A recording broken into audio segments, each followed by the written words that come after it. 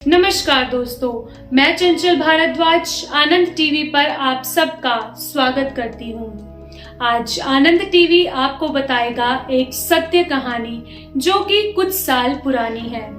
कृष्ण भगवान अपने भक्तों की सहायता अक्सर ही करते हैं, लेकिन क्या आपने ये सोचा है कि स्वयं श्री कृष्ण भगवान इस धरती पर आकर अपने भक्तों की सहायता करेंगे? नहीं, तो आज हम आपको बताएंगे एक ऐसी सत्य कहानी जो कि गुजरातियों के भक्तों के साथ हुई। गुजरात के कुछ भक्त थे जो वृंदावन धाम श्री कृष्ण भगवान के दर्शन करने के लिए आए थे। जब वो बांके बिहारी मंदिर और नंदगांव बरसाने उनके दर्शन करने के लिए जाते हैं तो उन्हें वहां पर दर्शन करते करते बहुत रात हो जाती है। और जब वे देखते हैं कि रास्ते में ना तो कोई वाहन है और ना ही कोई व्यक्ति उन्हें वहां पर उनकी मदद के लिए दिख रहा है, क्योंकि दोस्तों उत्तर प्रदेश एक ऐसा स्थान है जो कि काफी लूटपाट का इलाका बताया जाता है। काफी रात हो जाने के बाद वे यात्री बहुत घबरा जाते हैं। वे सोचते हैं कि अब वे अपनी धर्मशाला पर वापस कैसे पहुंचेंगे। वे बहुत परेशान हो जाते हैं और चलते चलते वे एक हाईवे पर पहुंच जाते हैं। वो उस हाईवे पर काफी देर तक खड़े रहते हैं। उनके साथ पूरा परिवार होता है जिसमें छोटे बच्चे भी शामिल होते हैं। वे बहुत घबरा जाते हैं और स्वयं श्री कृष्ण भगवान को याद करते हैं।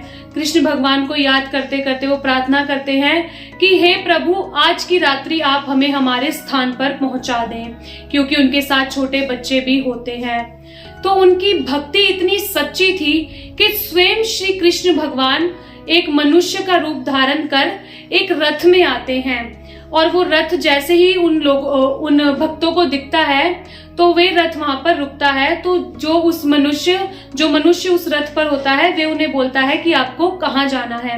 वे यात्री कहते हैं कि हमें वृंदावन धाम जाना है, वहां पर हमारी धर्मशाला है जहां पर हम रुके हुए हैं। वो कहते हैं कि मैं आपको वहां तक तो नहीं ले जा पाऊंगा, लेकिन यह पास में ही एक मंदिर है जहां पर आपको खाने के लिए भोजन भी मिल जाएगा और आपको रुकने के लिए स्थान भी मिल जाएगा। वे बोलते हैं कि आप हमें वहां तक पहुंचा दो। उस वक्त श्री कृष्ण भगवान उन्हें उस मंदिर तक पहुंचाते हैं, लेकिन भक्त अनजान होते हैं कि वे स्वयं श्री कृष्ण भगवान हैं जो उनकी मदद के लिए आज इस धरती पर आए हैं, क्योंकि उनकी भक्ति ही इतनी सच्ची थी।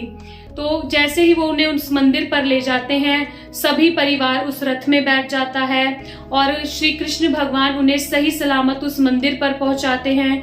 वहां बैठकर वे सारा परिवार भोजन करता है और रात्रि के समय वे सो जाते हैं। उस वक्त श्री कृष्ण भगवान उनको एक सुरक्षित स्थान पर छोड़कर वापस चले जाते हैं। और जैसे ही सुबह प्रातः काल वह परिवार उठता है तो वह देखता है कि वह अपनी धर्मशाला वृंदावन में है।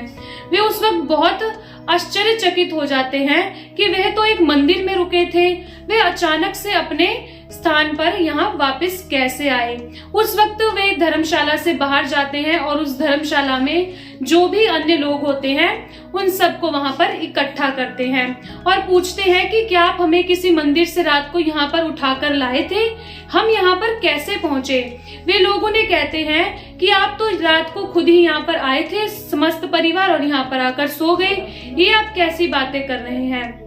उस वक्त वे परिवार उसे सारी घटना के बारे में बताते हैं कि हम ऐसे ऐसे एक हाईवे पर थे और वहां पर एक रथ में एक मनुष्य आया जिसने हमें हमें एक मंदिर में स्थान दिया, वहां पर हमने भोजन किया और हम वहीं पर सोए थे। लेकिन जैसे ही सुबह हमारी आंख खुली हम इस धर्मशाला में आ गए।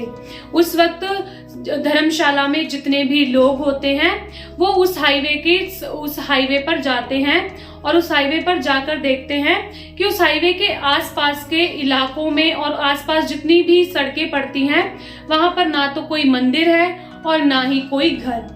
उस वक्त वे भक्त बहुत हैरान होते हैं। तो उस वक्त वहां पर एक मौजूद संत होता है जो कि उन्हें बताता है कि तुम्हारी मदद किसी मनुष्य ने नहीं बल्कि स्वयं श्री कृष्ण भगवान ने की है। इस उत्तर प्रदेश के इलाके में उन्होंने अंधेरी रात में तुम्हें तुम्हारे सुरक्षित स्थान पर पहुंचाया है। तो दोस्तों, इस प्रकार श्री कृष्ण भगवान ने अपने भक्तों की मदद की, उन्हें उनके स्थान पर पहुंचाया।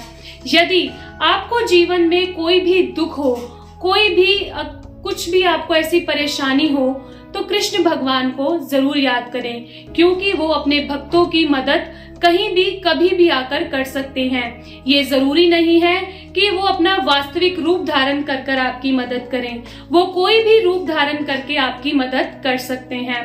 दोस्तों, अगर आपको ये हमारी वीडियो अच्छी लगी हो तो हमें कमेंट करके जरूर बताएं और हमारे चैनल को सब्सक्राइब करते रहें।